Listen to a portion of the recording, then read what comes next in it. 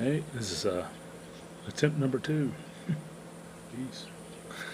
Attempt number 2 at a update of supposed to be my 4-week update on my hip. I actually attempted to do this earlier in the shop. I actually walked down to the shop as part of my therapy now is actually getting out and doing a little walking. So I walked to the mailbox, which is about 300 feet. I had to go down the hill. On the level's fine, but going down and going up the hill was hard, not because of my hip, but because of my bad knee. So, so you may not have to deal with that. And because my knee is giving me more problems than my hip did in the beginning. But I had to get the hip replaced before I get the knee replaced. So I went down to the shop just because I wanted to get out and go to the shop. I hadn't been down there in over a month. And I recorded a video, and the sound was crackly. You could barely even hear. I thought, hey, I get down here, use my tripod, use my, my lapel lavalier mic and all this stuff, and I guess something wasn't pushed up right. Because I did another one after that, which I'll upload after this one, and just about like a shop update. And sound came out okay, and it started out a little crackly, but it just leveled off through the whole thing. So I don't know. Anyway. Get back to the 4-week update. So, like I said, the first 2.5 to 3 weeks was really rough for me. The knee was killing me. The hip was hurting. The swelling was bad. But it took about 2.5 weeks for the swelling to go down. And then I had some red area that came in the scar. Scar at one point was like 9.5 inches long. Now it's like 8.5 inches long. I think it's because the leg was so swollen that it's actually stretched the scar out, and now it's kind of collapsed some. But the bottom, maybe 3 inches of the scar was all red around it. Of course, you're always worried about infection with hip replacement because they can't just give you antibiotics. They have to go in, cut you open, and flush it out. Sometimes it gets real drastic. They got to take all the metal back out, put in an antibiotic block, and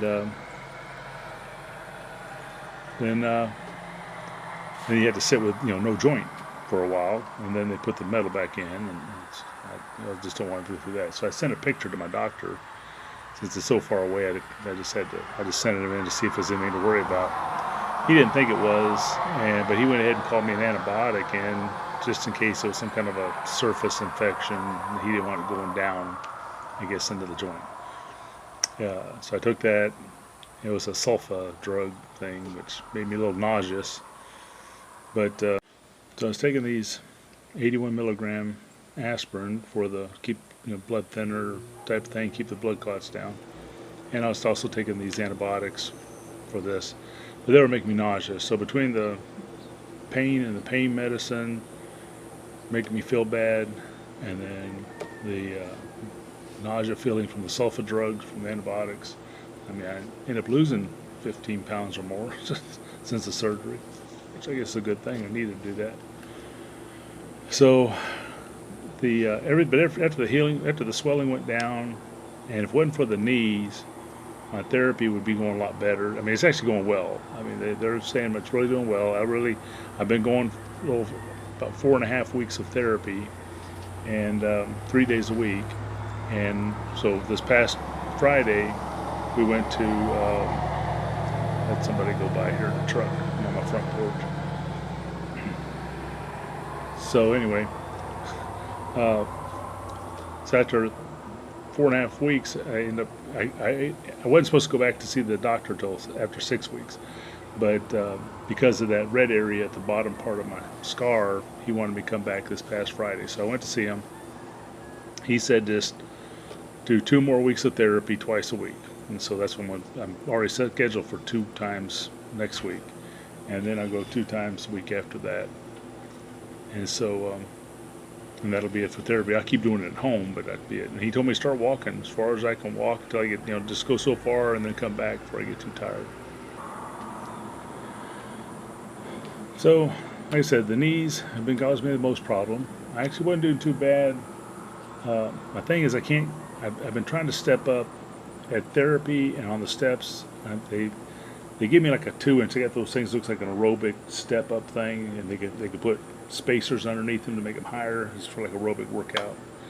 But they use those, and just those things flat, which are 2 or 3 inches off the ground. I could step up fine, step down fine. They put one spacer under them, takes them up to maybe 4 or 5 inches. I don't know how much. And I was lucky. I was between the parallel bars and at the therapist, and they had me step up, and I about fell over on the. I did fall over on the parallel bars, but it's because my knee is so bad from what the doctor said. You know, your knee takes. You know, they just didn't tell me this beforehand that the joint closest to the one you use. I think I may have mentioned this in some other video. The joint closest to the one they work on or replace takes all the abuse. So if they work on the hip, your knee suffers. Work on the knee, replace your knee, your ankle suffers. So, slide down here a little. So now I have a bad knee. So my knee was in really bad shape after this. I thought they broke my knee. My hip was swollen. Felt like it was sticking this far. You know, I don't know how to do it. It felt like it was like this far out from my hip. Felt like my hip bone came up and then they came over and joined my hip. I mean, it was so swollen. And now that the swelling's gone, everything feels great. I actually have a real stride. I'd have to have somebody hold the camera, but I'm by myself. But I can actually walk if I concentrate and just carry my cane, don't use it or not use a cane, and concentrate. I can walk without a limp. It's wonderful. But I have to concentrate because I have walked with a twist and a limp so long, I forgot what it's like to walk without one. And but the only thing is, like I said, when I go up the hill, our house has got a 20, 30 foot high hill coming up the driveway to the garage. And it says gravel. Like I said, we live out in the country, but this is a gravel driveway. But the going down it, I just have to ease down, you know, just watch that I don't slip or something. Coming up though, it's just I mean, I'm leaning on that cane coming up the hill because it's like every step up that hill is like going upstairs, and going upstairs is rough. And so I'm just trying to work out, you know, strengthening my knees back up, and yet getting the movement in my hip. So I try to get out and go walking. I don't go walking today. I'm actually recording this Sunday. Actually, tomorrow is going to be 5 weeks from the surgery, but I was trying to do this as a 4-week update. But like I said, it's the second try. And so I'm going to just keep trying to walk and get further and further and further. But I can't get lazy and go back to twisting. When I get too tired and I catch myself limping or twisting or whatever, I end up going back to the cane and walk with it just for support. And here goes a motorcycle. Hold on. Okay. It's a county road that we're on, but it's busy enough. But it's not like a state road or something. It's just a little 2-lane road. We're out in the middle of nowhere. I live out in the country. So, anyway, that's kind of my update. Scar, he looked over the scar. It's healing well. Everything's going well. He said that red area at the bottom, he says at the bottom of your scar, because that's where all the work is, and when you're standing and stuff, all the blood pools to the bottom from the work. Of course, after the surgery, you're going to be purple and green and all kind of colors from your back of your leg all the way down to your ankles and feet. I mean, it just pools that far. But like he said, it's a brutal, as the doctor called it, a brutal surgery, because they cut off that bone and then they drill it out and then they have to hammer that piece in my case 6 or 8 inches long down the femur, and they drill it the same size as the main shaft, but then it's got splines sticking out of it that have to dig into the bone, so he has to hammer that all the way in. Well, all that energy is going straight down your femur to your knee.